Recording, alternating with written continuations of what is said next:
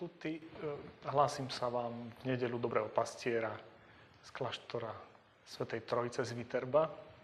A tu nado mnou mám jedného pastiera, ktorý sa volá Svätý Augustín a chcel by som sa s vami podeliť o pár slov, hlavne z jeho skúsenosti.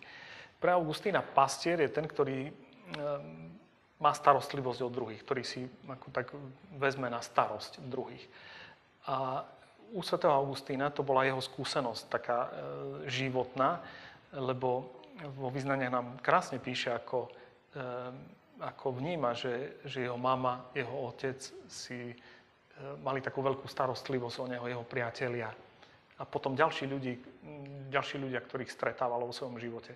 A tak svätý Augustín z tejto svojej skúsenosti vyťažil a potom ako pastier vedel, že v prvom rade pastier je ten, ktorý sa stará o druhých, ktorý má záujem skutočný o dobro tých druhých.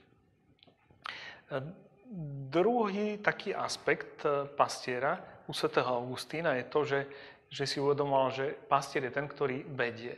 A sám sa nechal najprv viesť v prvom rade Ambrozom, svätým Ambrozom, ktorý cez jeho múdrosť, cez slova dokázal svätého Augustína dokonca presvedčiť o pravde evanjelia.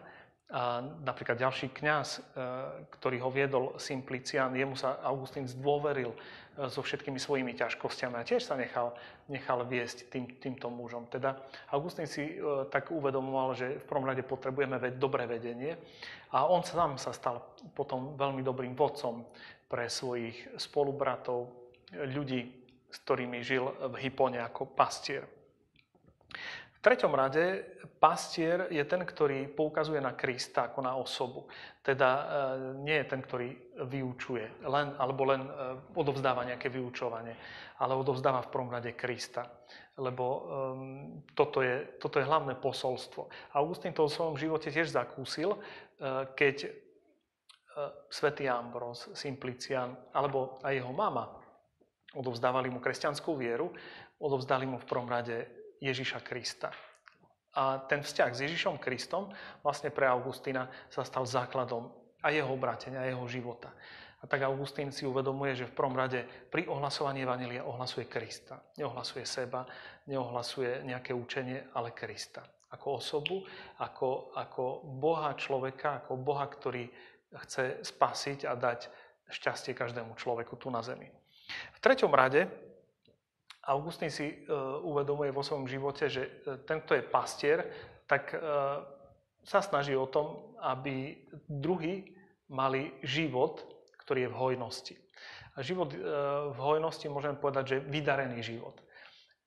O to sa snaží pastier, každý dobrý pastier. Augustín to tak zakúsil tiež vo svojom živote, že ako náhle odovzdal život Bohu, zistil, že toto je pre neho vydarený život, dávať. Nikdy možno nezastať, nešetriť sa, ale dávať to, čo má. Odovzdávať to, čo prijal. A to pre neho teda je život v hojnosti.